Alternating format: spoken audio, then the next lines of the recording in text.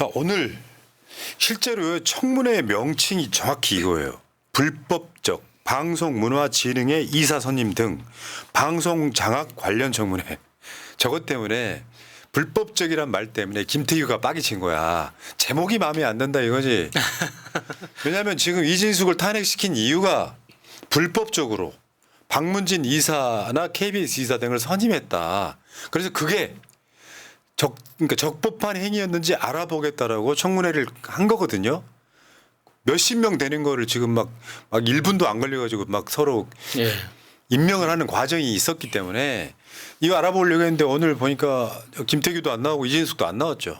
어제 그 최민희 위원장이 야 국회 나오기 싫으면 사퇴해 이렇게 되는 상황. 그러니까 특히 김태규 그 직무대행이 그러니까 다른 기자회견에서 법적으로 문제 없다. 내가 판사 출신인데 모르냐 이런 식으로 이야기를 하는데 네. 분명히 법원에서 판결이 나왔거든요. 그러니까 2인 시스템은 그러니까 법 취지에 반하는 거다. 법 취지를 배신하는 거기 때문에 그렇게 하면 안 된다고 분명히 나와 있는데도 불구하고 모르는 척 그런 일이 없었던 것처럼 기자들 앞에서 계속 똑같은 말을 반복합니다. 법적으로 아무 문제가 없다. 2인 시스템도 합법이다. 왜 우리를 이렇게 문제 삼느냐 이런 말만 계속 반복하고 있거든요. 그러니까 자신 없으니까 국회에도 못 나오는 거 아닙니까? 그러니까 지금 지금도 청문회가 열리고 있겠습니다만 실제로 보면요 그런 사람들이 안 나오면 그 방통위 같은 직원들은 나와요. 예. 이 사람들은 정치적인 사람들은 아니거든요. 그런 사람들하고 이제 위원들하고 서로 질의응답하다 보면은 불법적인 게 사실상 다 나왔다고 보시면 돼요. 여기 저기도 보세요. 이게 국힘에 공문 보냈다는 거야 방통위가 청문회 때문에 너무 힘들다. 그러니까 힘들다는 건 이해합니다. 그러니까 특히나 최민희 위원장이 진짜 살벌하게 합니다. 그러니까 세게 한다는 게 아니라 체력을 요구하는 거예요. 정말. 예. 제가 어떤 한 화면에서는 새벽 1시 48분 이렇게 자막에 찍혀 있고 김태규가 눈이 거의 감겨가는 상태로 위원장님 그만하시면 안 됩니까? 저거는 지금 청문회를 통해서 이진숙의 탄핵의 요건을 만들어가는 겁니다. 네. 이진숙을 탄핵한 이유가 저것이기 때문에 법카 이런 것이 아니고 자 그런 거고요.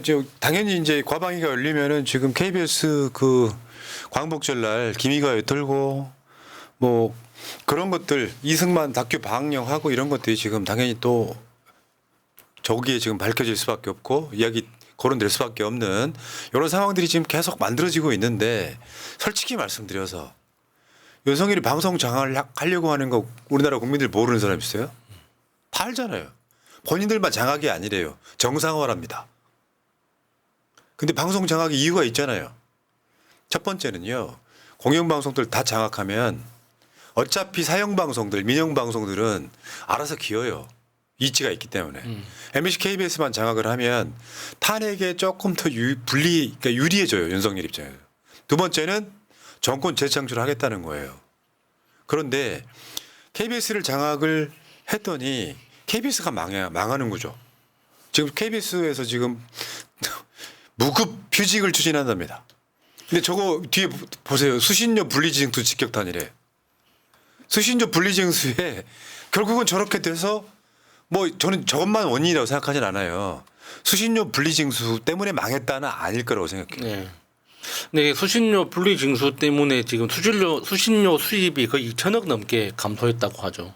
그래서 지금 윤석열이 이제 박민혜 방송으로 바꾸면서 그러니까 이걸 KBS가 직접 징수하는 방향에서 이 아파트 관리비로 이게 넣어서 이제 징수하는 방향으로 제도를 바꿨다고는 하는데 그 과정에서 또 시간이 필요하잖아요. 그러니까 재밌는 게 한 지난주에 저 KBS 수신료 청구서를 받았습니다. 아, 처음으로. 집에 우편으로 왔더라고요. 얼마야 지금? 2,500원. 그래서 어쩌겠습니까? 바로 버렸지. 근데 누가 냅니까? 이해가 안 되는 게요. 작년에 수신료가 7,020억 원이었대요. 예. 근데 올해 2,613억 원이면 거의 4억 원, 그러니까 4,500억 이상 줄어든 예. 거거든요. 여러분 분리징수한다고 해서 안 내신 분들이 얼마나 있을까? 만약 이게 한 3분의 1밖에 안 된다는 게 상식적으로 말이 돼요.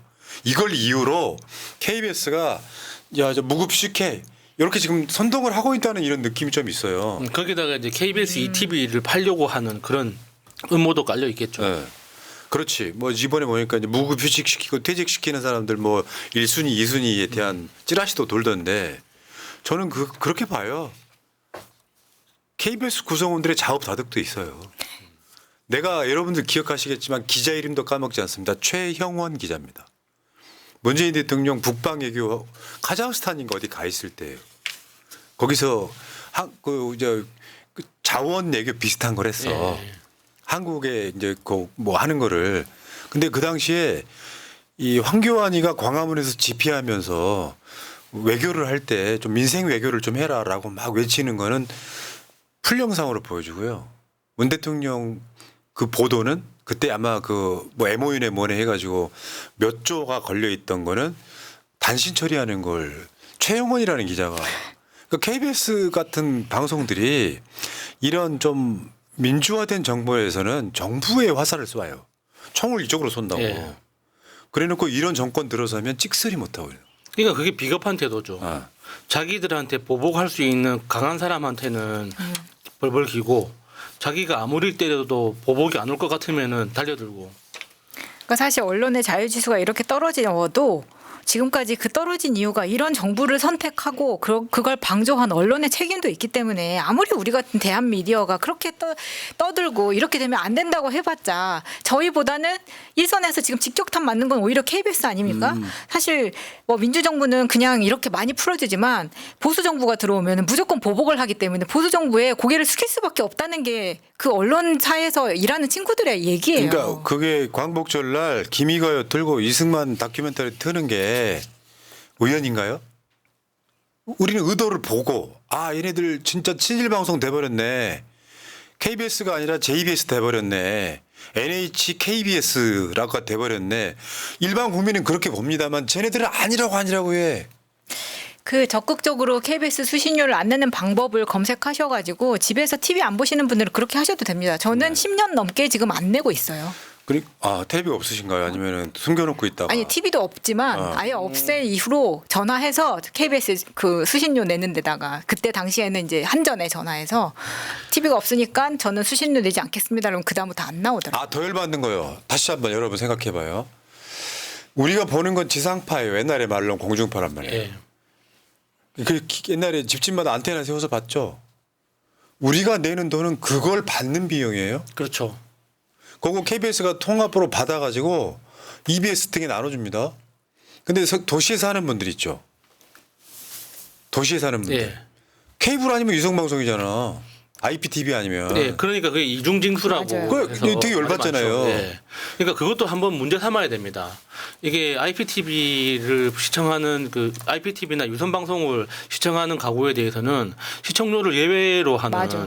그런 걸 해야 되죠. 그러니까 말하자면 그런 회사들이 수신료를 포함 뭐 한다든지 해서 그 회사들이 KBS한테 내야죠. 예.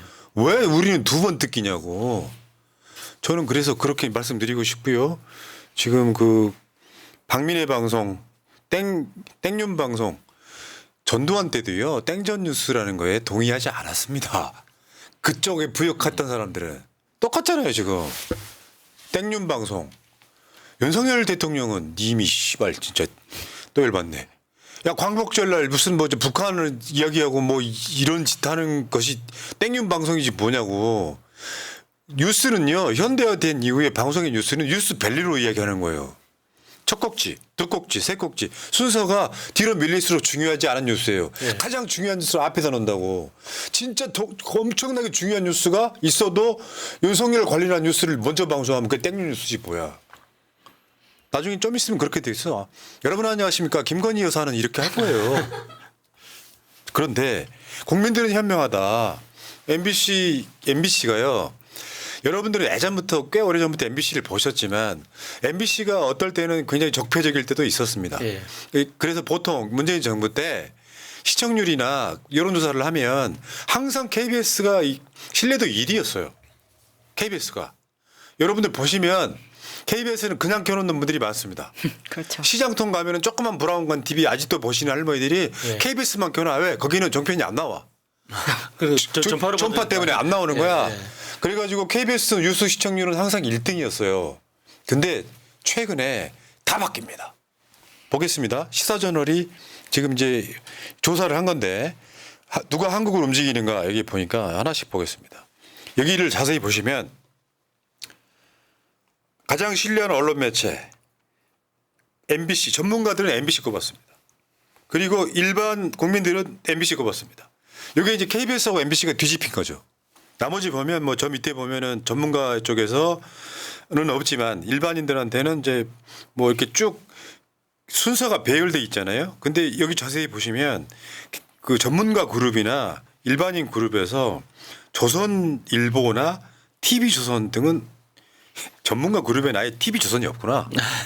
일반인 그룹에서는 TV조선이 일부는 있기는 해요. 저런 분들이 윤석열 지지를 아직까지 처리 안 하고 있는 거에 가깝다 이런 거고 2022년 조사 결과를 밑에 보시면 그 당시에는 KBS가 전문가든 일반 국민이든 다 1등이었습니다.